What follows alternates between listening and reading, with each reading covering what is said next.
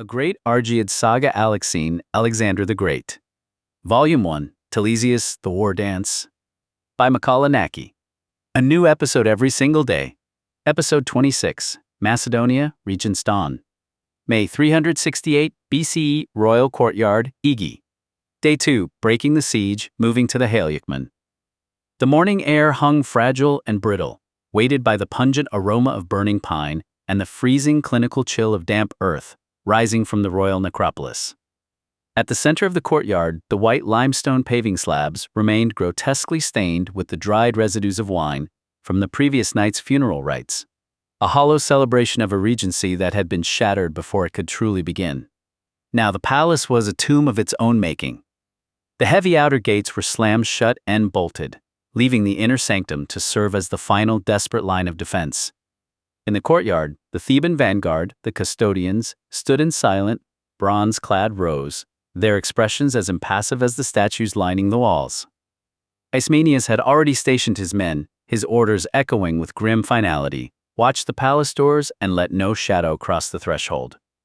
The morning sun did not bring warmth. It brought a harsh, unforgiving light that exposed the fissures in the city of Pella. The limestone plaza, intended to be the site of the regency's grand inauguration, was instead a sea of trapped humanity. Thousands of citizens, merchants, laborers, and high-born courtiers were penned within the walls, their faces gray with the knowledge that the gates were bolted. The air was thick, heavy with the phantom scent of cedar and scorched flesh. To the elders, it was a scent they recognized from 25 years ago. The night the sky turned orange and the Argead line was nearly erased by the first shadow. To the youth, it was a terrifying, nameless dread, a vibration in their bones that whispered of the end. At the top of the palace stairs, the tableau of the Argead house stood beneath the shadowed portico, a fractured dynasty displayed for the city's inspection. Perdiccas, the boy king, looked less like a sovereign and more like a sacrificial lamb. His hands were clasped so tightly behind his back that his knuckles were white. Beside him, Eurydice stood as the anchor, her black stola a void against the white stone. Her eyes, cold and relentless, scanned the crowd, reading the fear as if it were a ledger. Ptolemy stood slightly behind them, his face a calculated mask of concern, while his wife, Euryno, stood pale and trembling, her gaze darting toward the silent, bronze-clad Theban vanguard. Philip stood apart from them all. He did not look at the crowd. His eyes were fixed on the ramparts, his hand resting on his sword hilt, his posture that of a man expecting the walls to crumble at any second. Further down the line, the atmosphere was thick with unspoken calculations. Queen Gygia stood with the poise of a woman who understood that in Pella, survival was a matter of mathematics, not emotion. Her three sons, Archelaus, Arrhidaeus, and Menelaus, hovered close, their faces tight with youthful, unchecked resentment. The plaza's atmosphere was heavy with the scent of pine and the metallic biting chill of the morning, a sensory combination that triggered a visceral, involuntary recoil in Gygia. For a fleeting heartbeat, the palace courtyard seemed to dissolve into the hazy, blood-stained nightmare of 25 years ago, the night of the first shadow. She had been a girl then, watching from the inner sanctum as the horizon turned into the throat of fire. She remembered the ash that had tasted like soot in copper, and the way the world had tilted, threatening to swallow the Argead name entirely. Back then, her world had been small, contained by the walls of the palace. She had been terrified, but she had been alone. Now, her gaze flickered to her three sons, Archelaus, Arrhidaeus, and Menelaus. They stood in the prime of their youth, tall and resolute, representing the future she had fought to secure. If the sky turns black tonight, he thought, the coldness of her own resolve acting as an anchor, it will not just be my life at stake. She looked at the boys, seeing them as men now, their lives fragile filaments in the face of Pausanias's war. The trauma of the past was no longer a ghost. It was a blueprint of what would happen if they failed. She felt a profound, grounding shift in her perspective. During the first shadow, she had been a bystander to the ruin of her house. Today, she was the architect of its survival. Archelaus caught her expression and lowered his voice, sensing the sudden rigidity in her posture. "Mother? You are as pale as the stone." Gygia blinked, the memory of the burning horizon receding, replaced by the grim reality of the Theban shields reflecting the morning sun. She did not allow her composure to shatter. She reached out, her fingers brushing the linen of Archelaus's tunic, ensuring he was real, that he was here, that he was shielded. "I am thinking of the cost," she said, her voice devoid of any tremor, though her mind was cataloging the tactical necessity of every soldier on the wall. "The last time Pella was brought to its knees, we were young, and we were blind to how quickly the world can burn. I remember the ash, Archelaus. I will not have my sons become part of it." She looked toward Eurydice, catching the other queen's gaze for a fleeting, wordless second. It was not a look of friendship, but of profound, shared recognition. They were both mothers of heirs to a crumbling throne, and they both knew exactly what waited in the darkness if the gates gave way. "The usurper is not just coming for the crown," Aegae whispered, her eyes returning to the ramparts where the city's fate was being measured in inches and iron. "He's coming to erase us. We do not look at the past with fear, my sons. We look at it to understand that when the walls tremble, we do not pray, we endure." She stood straighter, her presence a silent, immovable force behind the throne, her trauma transformed into the absolute, ironclad focus of a woman who would see her children survive, even if she had to set the world on fire herself to ensure it. The three boys retreated further into the shadow of the columns, their presence a silent, smoldering threat that mirrored the instability of the entire city. While Eurydice focused on the external threat of the usurper, she was acutely aware of the weight of Aegea's gaze against her spine. A predator does not just fear the wolf at the door, Eurydice thought, her resolve hardening. It fears the viper coiled in its own nursery. Behind them, the generals formed a wall of grim, battle-hardened steel. Parmenion stood with his arms crossed, his gaze tracing the rooftop archers. The elder Attalus leaned on his staff, his eyes rheumy but sharp as he watched the younger generation, including his own nephew, young Attalus, whisper frantically among themselves. Ptolemy stepped forward. He did not raise his arms in the gesture of a celebration. He held them out to plead for a silence that was already absolute. "People of Pella," Ptolemy's voice boomed, amplified by the stone amphitheater of the courtyard. "We stand at a precipice. The funeral of our late king has been interrupted by the return of a ghost. The usurper Pausanias has cut the mountain passes. The regency has ordered the gates closed, not as a sign of weakness, but as a shield." A murmur rippled through the crowd, a low, discordant sound of panic. A woman near the front, her face lined with the memory of the fire 25 years prior, began to wail. "Is it happening again?" she shrieked. "Are we to be burned in our homes while the lords argue over the throne?" The silence that followed was suffocating. Perdiccas opened his mouth to speak, but no sound came. His shoulders slumped, the weight of a dying kingdom pressing down on his narrow frame. It was Eurydice who moved. She stepped past the regent, her presence radiating a gravity that pulled the attention of every soul in the plaza. She did not look at the crowd with pity. She looked at them with an iron-willed challenge. "You remember the fire," she said, her voice cutting through the panic like a blade through silk. "You remember the ash? But look at your walls. Look at the Theban steel in your courtyard. This is not the Pella of 25 years ago, and we are not the Argeads who cowered behind foreign iron." She turned to her children, then back to the crowd. "We are the fire. Let Pausanias come. He will find no ashes here, only the edge of our swords." Behind the queen, Philip's lips curled into a faint predatory smile. He watched the tremor in the crowd, the way the mass of humanity shifted like a panicked animal, and he felt a dark, intoxicating surge of clarity. He did not see a city in mourning. He saw a resource to be harvested, an army in waiting. "Fear is a currency," he mused, his hand unconsciously tightening on the pommel of his dagger. "And right now, the city is bankrupt. I will teach them to spend their terror on the edge of a spear instead." Beside him, Perdiccas stood rigid, his face a mask of pale, frozen porcelain. Every shout from the crowd felt like a hammer blow against his chest. "I am the king," he told himself, the mantra losing its meaning with every passing heartbeat. "Why am I invisible?" He looked at his mother's rigid back, then at the sprawling, desperate faces below, and felt the crushing, suffocating reality of his own helplessness. "I'm a figurehead trapped in a cage of stone, waiting for a general I have never met to decide if I live or die." Euryno remained pressed against her brother's side, her eyes wide and glassy.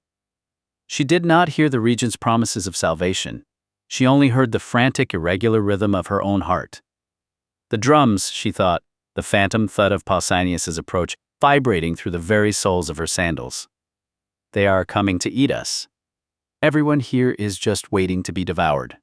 She squeezed Perdiccas's arm, seeking a spark of comfort, but found only the cold, unyielding tension of a man trying not to shatter. Eurydice felt the heat of their collective desperation radiating against her back like a furnace. She remained perfectly still, her gaze fixed on the horizon, but behind her stoic mask, her mind was a whirlwind of cold, hard geometry. Ptolemy buys them with words, Attalus buys them with duty, but I must buy them with blood, she thought. If Iphicrates is the blade, then I'm the hand that guides it, even if that hand must be stained to the wrist. She felt a flicker of grim satisfaction. The panic was beginning to sharpen. They were no longer mourning the dead, they were beginning to fear for the living. She felt Philip's predatory focus radiating from beside her, a sharp, cold edge of ambition that concerned her as much as it intrigued her. He senses the rot, she realized, a chill running down her spine. He doesn't just want to survive this siege, he wants to be the one who defines it. The celebration was dead, the emergency was absolute. And as the first few citizens began to break from the crowd toward the armory, the silence of the plaza was replaced by the low, grating sound of shields being dragged across stone. In the heart of the boy prince, the storm had finally begun to break. The crowd's fear began to boil over, manifesting in a cacophony of desperate, jagged questions that clawed at the palace steps. How do we survive this time? A laborer shouted, his voice cracking with the memory of the last siege. The passes are gone. We are trapped. Are the Theban guards enough to hold? A merchant demanded, pointing a trembling finger toward Ismenias's bronze-clad wall. They are outsiders. Do they die for Pella, or do they retreat when the walls go hot? A woman clutching her child to her chest pressed forward, her eyes wild. Every door is bolted and the granaries are only half full. How long can this continue? Are we to be fed on promises until the hunger kills us? Ptolemy stepped forward, his voice a practiced melodic baritone designed to smooth the rough edges of chaos. He gestured toward the horizon, far beyond the city's thick walls, painting a picture of salvation that felt to his own ears like a desperate gamble. Citizens of Pella, heed me, he commanded, his hands held aloft in a gesture of calm authority.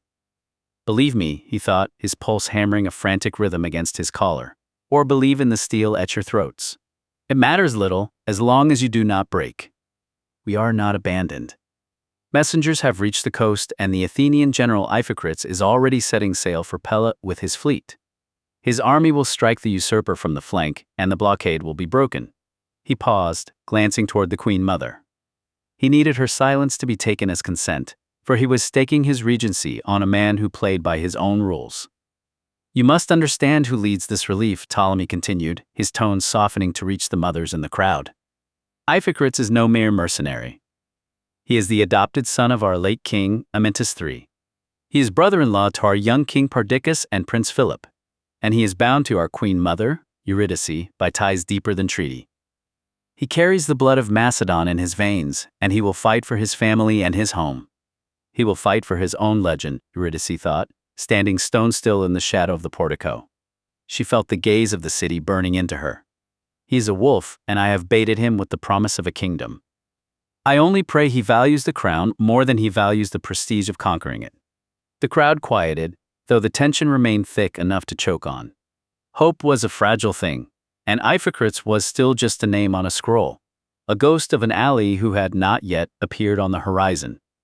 A young man near the fountain gripped his wife's hands so tightly his knuckles turned white.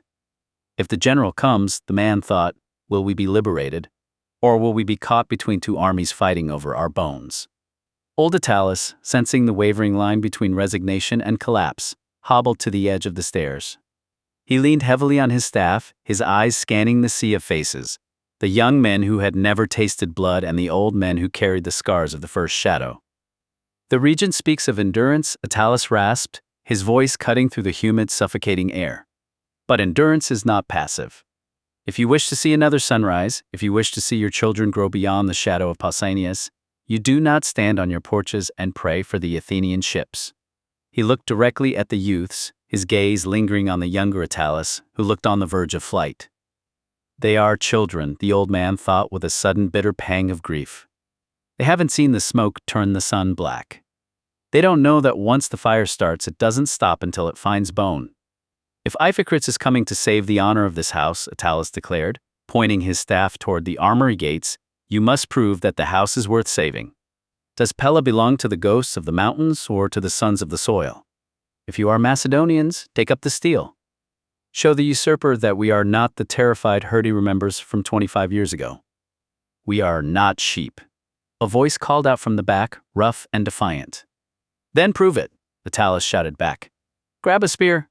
If you die, die standing at the wall, not cowering in the ash. He gestured to the armory guards, who stood with racks of spare spears and shields near the gate.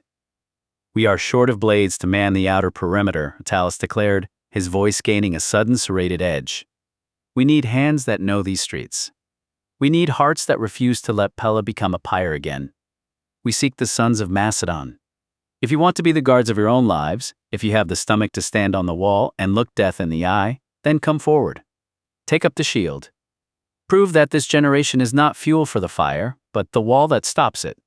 For a heartbeat, there was only the sound of the wind and the distant rhythmic thunder of the enemy drums. Then a youth at the front, no older than 18, stepped out from the crowd. He marched toward the racks, his hand reaching for a spear. One by one, the hesitation shattered. The square began to stir, a surge of raw, desperate movement as the citizens of Pella began to trade their fear for the cold, heavy weight of iron. The courtyard of the palace was a sea of shifting bodies, the air thick with the smell of unwashed wool and the frantic, buzzing energy of panic. Menes of Larissa stood near the outer archway, his hand gripping the shoulder of his daughter, Phelena. He did not look at the palace stairs where the Argead stood. His eyes were fixed on the tightening knot of the crowd. Father, the regent said, we must hold our position, Phelena whispered, her voice straining to be heard over the rising clamor. If we leave the square, the guards will mark us as cowards. Menes pulled her into the shadow of a stone pillar, his knuckles white as he tightened his hold on her arm. He looked at the heavy bolted gates, then back toward the portico where Eurydice stood, her presence a cold, unwavering point of gravity. He had lived through the chaos of the last generation, and he recognized the specific, sickening tension that preceded a massacre. We must leave, Phelena, he muttered, his voice a harsh, serrated whisper. The air is already turning. It is going to be blood, and this city will be a butcher's shop. He turned her toward the narrow, crumbling alleyway that led toward the southern markets, away from the gaze of the palace guards. Leave now, while the gates are still the only thing they care to watch. Keep your head down, do not run, and do not look back. Phelena stood frozen, her eyes tracking the Queen Mother. If we go, we abandon the house. We abandon the only shield we have. Is Iphicrates not coming? If we leave, we throw away the gamble. Menes hesitated. He watched the young men of the city, boys he had known since they were in swaddling clothes, stepping forward to take up the spears from the armory racks. He saw the shift in the square. The cowardice was evaporating, replaced by a desperate, jagged resolve. He looked back at Eurydice, who stood as if carved from the very stone of the palace, and realized that if they fled, they were not just leaving a city, they were running from a hope that had finally begun to ignite. He let out a long, ragged breath, his grip on Phelena's arm loosening. The cynicism that had defined his survival for 2 decades felt suddenly hollow against the grim, collective defiance of the people around him. No, Menes said, his voice dropping into a low, resigned growl. He stepped back from the shadow of the pillar, pulling his daughter back into the sunlight of the plaza. We stay. Phelena looked at him, startled. You said it would be blood. It will be, Menes replied, his eyes fixed on the palace ramparts. He saw Philip, the young prince, watching the crowd with that terrifying, predatory smile. But if the city burns, I would rather die standing with those who tried to put out the fire than run into the dark like a rat. If they hold, we live. If they fall, well, at least we won't be looking over our shoulders for the rest of our lives. He straightened his tunic and placed a steadying hand on Phelena's back. Stay close. If the gates groan, you find the cellar of the temple. But for now, we wait. We see if the Argeads have earned their throne. The council chamber felt smaller now. The air scrubbed of the plaza's heat, but heavy, with the suffocating weight of impending doom. The great oak table was laden not with wine, but with fresh maps and the reports of scouts who had seen Pausanias's campfires moving away from the city. The silence was brittle until Ismenias, the Theban commander, stepped into the light. His armor was scored with the grime of the long road, his eyes devoid of the courtly softness that usually stifled the room. "The usurper is moving to the river," Ismenias rasped. "He has abandoned the siege because he knows that he cannot hold it once the Athenian fleet arrives. But he is a cornered wolf, and a wolf bites hardest in its final paroxysm." He turned his gaze from the generals to the periphery, where the nobility stood in an uneasy arc. His eyes locked onto Menes of Larissa and his daughter Phelena. "All princes must be secured," Ismenias declared, his hand gripping his pommel. "And with them, the noble children who are the future of this alliance. Pella is no longer a seat of government, it is a tactical fortification. I will not have my men distracted by the safety of high-born children when the lines are tested."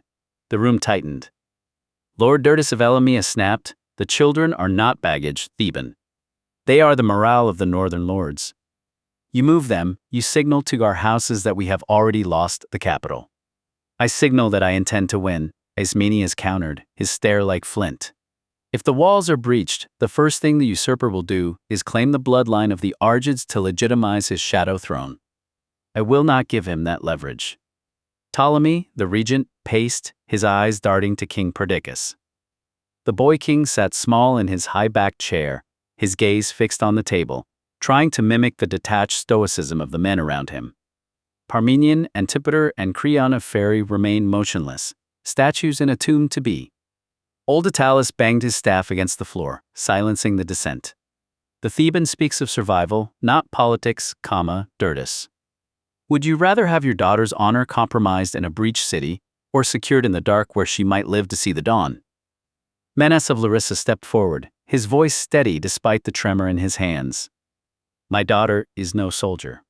But she is a daughter of Larissa. If the safety of the line requires us to descend into the foundations, we will go. But you must swear, Regent, swear that when the smoke clears, our children are not left to the rats, while you and your generals find your way to the ships." Eurydice looked up. Her eyes met Menes, then drifted to Queen Gygia.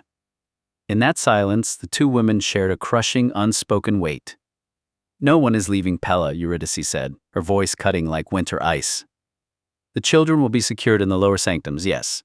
But the generals will remain. The king will remain. And when Iphicrat strikes the Haliacmen, we will know our fate. Secure them, Ismenias. But ensure the guards are yours. I will not have their lives bargained away by those who find our cause too costly." As the tapestry covering the lower passage was drawn back, a detachment of Theban hoplites stood ready, their bronze armor dull in the gloom. Phelena felt the weight of her father's hand, a final, wordless anchor. As she moved toward the passage, she caught sight of Philip near the heavy doors. He was not looking at the maps, he was watching the children, the princes, and the noble heirs being ushered into the gloom. Their eyes met for a fleeting, sharp second. His expression was unreadable, save for a flicker of intensity that felt like a severance. He was not going into the dark, he was staying in the light to watch the world burn. "Move," the guard ordered, his hand firm on the back of Phelena's cloak. She entered the cold corridor, finding herself walking alongside the younger princes, Archelaus, Aridaeus, and Menelaus. They walked with their heads held high, trying to emulate their mother Gygia's regal composure, though Phelena could see the tremor in Argead's hands. Behind them, the voices of the council faded, replaced by the damp, hollow echo of the foundations. Back in the chamber, the room felt abruptly vacant. Perdiccas remained, a king denied the safety of the dark, forced to stand in the light of an altar he was not yet tall enough to reach. Philip remained by the wall, a dark silhouette against the stone. He watched the tapestry fall, sealing the children away. "They are being kept like grain in a silo," he thought, his gaze drifting back to the map where the Haliacmen River marked the edge of the world. Safe. Protected. Hidden. While out there, I will be the one forged in the fire.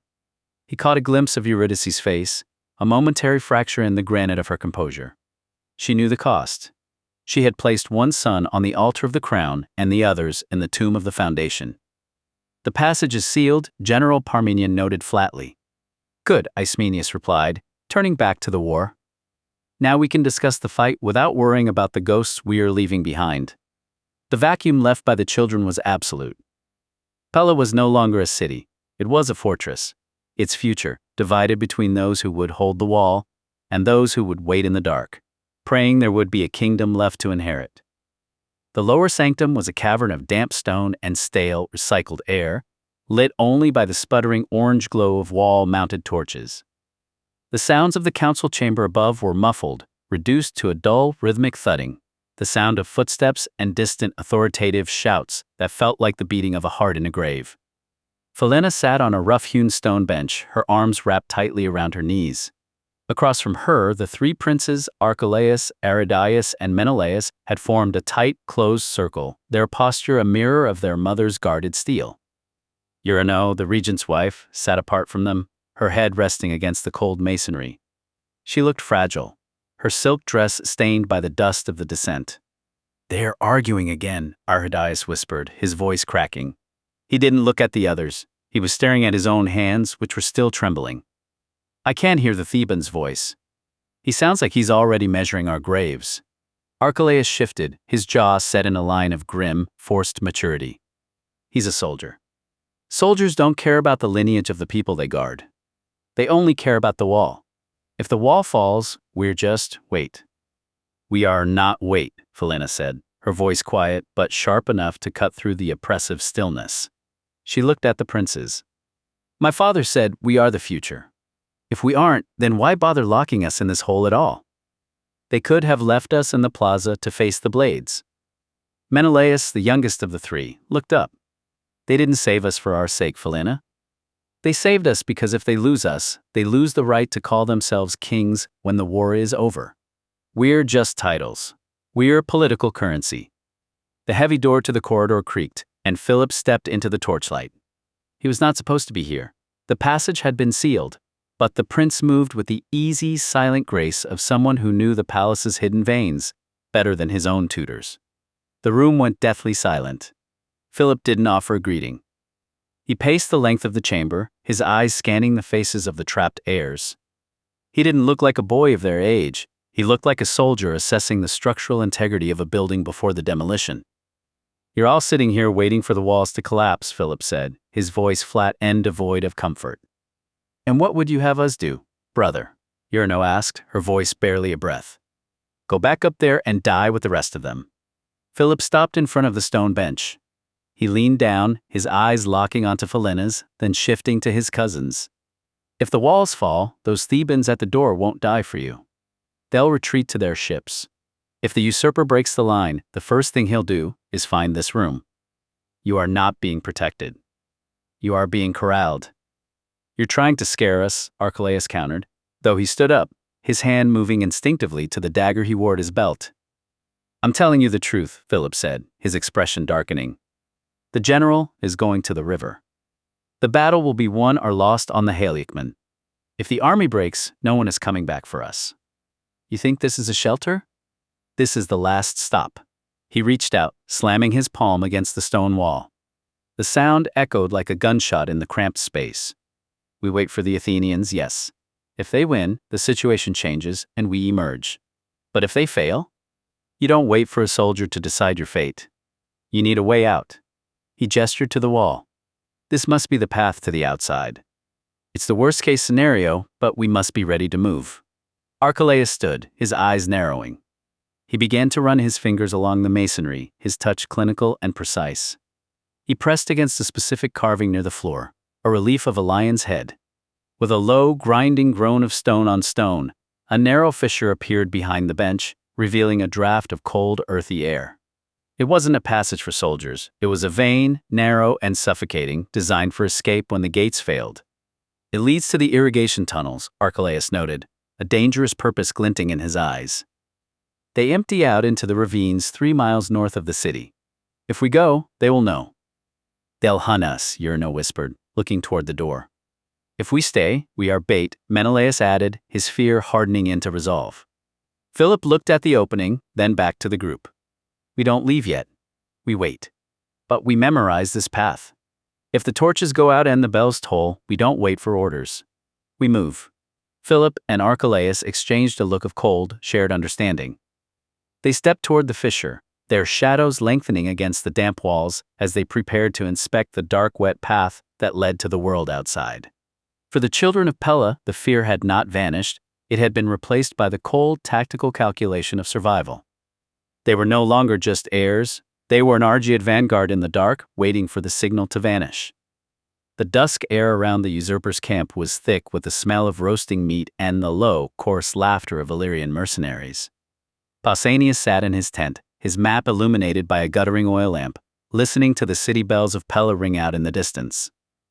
They sounded muffled, trapped behind the heavy oak gates, a city holding its breath, waiting to die. He allowed himself a rare, thin smile. He didn't need to storm the walls. In a week, Thirst would open the gates. In a month, the palace would be his, cleansed of Eurydice's influence and the regency's rot. The tent flap tore open. A lieutenant stepped inside, trailing mud and the sharp ozone scent of a coming storm. He did not salute. He simply dropped a leather satchel onto the table and stepped back. "A runner, my lord," the lieutenant muttered. "Intercepted near the western ravine. He carried no coin, no weapons. Only this."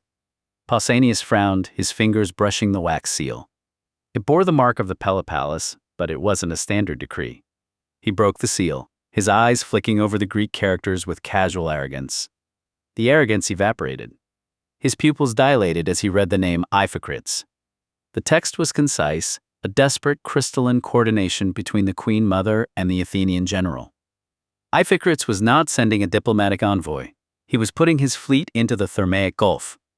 They would be at the coast by the third day, and then a rapid march to the capital. Pausanias' hand tightened on the parchment until the edges crinkled, his knuckles turning a bruised white. The thirst strategy was a luxury he no longer possessed. If the Athenian arrived while he was still tethered to the walls of Pella, he would be crushed between the city's sortie and the Athenian anvil. "My lord?" the lieutenant asked, his voice trembling as he saw the change in his commander's face. Pausanias blew out the oil lamp, plunging the tent into darkness, save for the flickering light of the campfire outside. His frustration had burned away, replaced by a cold, surgical clarity. He looked at the map, his finger tracing the winding path of the Haliacman River, the natural choke point where the coast met the interior. "Burn the siege engines," Pausanias said, his voice a low, steady tremor of lethal intent. "My lord? We've invested 3 days into." "Burn them!" Pausanias roared, rising to his full height. "We are no longer laying siege to a city. We are hunting a fleet." He stepped out of the tent, staring toward the darkened silhouette of Pella's walls.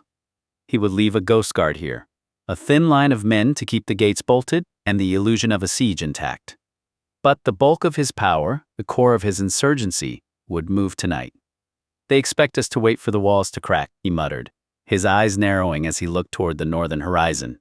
"Let them wait. We go to the river. We will break the Athenian before he ever sees the gates of Pella, and when we return, the city will be a tomb, and I will be its master." He turned on his heel, his shadow stretching long and jagged across the earth, swallowed by the darkness as the usurper prepared to trade the patience of a king for the desperation of a general. To be continued in episode 27, Epirus, Embers of a Sovereign Name. Watch and listen now. Watch the cinematic video trailer. Listen to the full saga now. Bookmark Volume 1, Telesias Playlist. Bookmark Volume 1, Divine Oracle Playlist. Join the Vanguard. A new episode drops every single day until the epic conclusion of Volume 1. Each chapter delivers a tight, hyper-focused 10 to 30-minute hit of cinematic historical drama, perfect for your daily plunge into antiquity. Subscribe to follow the bloody rise of the Argead dynasty. Thumbs up to help push our vanguard through the algorithm's gauntlet. Comment below.